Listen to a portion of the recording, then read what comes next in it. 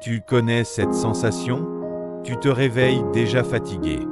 Tu passes ta journée à courir après le temps, à répondre à tout le monde, à gérer le travail, les obligations, et le soir, tu es vidé. Le problème, ce n'est pas seulement que tu manques de sommeil. C'est que tu perds ton énergie dans des choses inutiles, dans des combats que tu n'aurais même pas dû mener.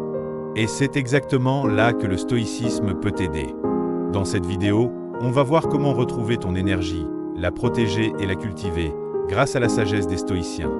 Où part ton énergie? Les stoïciens disaient « La vraie fatigue vient moins des choses elles-mêmes que de nos jugements et de nos luttes intérieures. Tu t'épuises à vouloir plaire aux autres. Tu gaspilles ton énergie à t'inquiéter pour des choses que tu ne contrôles pas. Tu perds ton temps à ressasser le passé ou à redouter l'avenir. » Épictète rappelait sans cesse « Ce qui trouble les hommes, ce ne sont pas les choses, mais les jugements qu'ils portent sur ces choses. » En clair, ce n'est pas la vie qui te vide de ton énergie, c'est ton mental. La règle d'or des stoïciens. Épictète proposait une distinction simple mais puissante. Il y a ce qui dépend de toi et ce qui ne dépend pas de toi. Dépend de toi, ton attitude, tes choix, tes priorités, ton calme intérieur. Ne dépend pas de toi, l'opinion des autres, le climat économique, les imprévus. Chaque fois que tu donnes ton énergie à ce qui échappe à ton contrôle, tu t'épuises. Chaque fois que tu la ramènes vers ce qui dépend de toi, tu te renforces. La première clé pour récupérer ton énergie, c'est d'arrêter de la donner aux mauvaises choses. 4 méthodes stoïciennes pour récupérer son énergie. 1. L'art de dire non.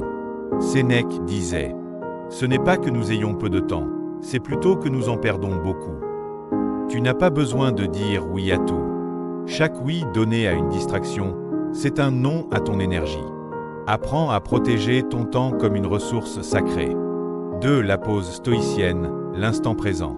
Marc Aurèle écrivait « Ne perds plus ton temps à discuter de ce que doit être un homme bon. Sois-le. » Au lieu de disperser ton énergie à penser au futur ou au passé, ramène-la dans l'instant présent. Respire. Reviens à ce que tu fais maintenant. C'est là que se trouve ta vraie puissance. 3. Réduire les luttes inutiles. La colère, la rancune, la jalousie, les comparaisons. Tout cela te pompe ton énergie comme un trou noir. Les stoïciens enseignaient « La maîtrise de soi libère ». Plus tu cesses de réagir automatiquement aux provocations, plus tu récupères de force intérieure. 4. La simplicité volontaire. Épictète vivait avec peu. Non par contrainte, mais par choix. Plus tu réduis le superflu, plus tu libères ton énergie pour l'essentiel.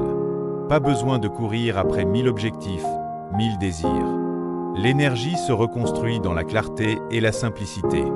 L'énergie comme discipline quotidienne. Les stoïciens ne parlaient pas seulement de repos ou de détente. Pour eux, récupérer son énergie, c'était vivre en accord avec ses valeurs. Quand tu sais ce qui est essentiel pour toi, tu cesses de t'épuiser dans des combats vides. Ton énergie revient, naturellement, parce qu'elle n'est plus gaspillée. Marc Aurèle disait « Tu auras beau courir dans tous les sens, tu ne trouveras pas la sérénité ailleurs qu'en toi-même. » Alors, comment récupérer ton énergie grâce au stoïcisme? En arrêtant de la gaspiller dans ce qui ne dépend pas de toi. En pratiquant la simplicité, la maîtrise de soi et le recentrage sur l'instant présent. En te souvenant que l'énergie revient quand tu vis en accord avec tes valeurs. Le stoïcisme ne te donne pas plus d'heures dans la journée. Mais il t'apprend à mieux utiliser chaque instant et à garder ton énergie pour ce qui compte vraiment. Et toi, qu'est-ce qui te prend le plus d'énergie au quotidien? Dis-le en commentaire.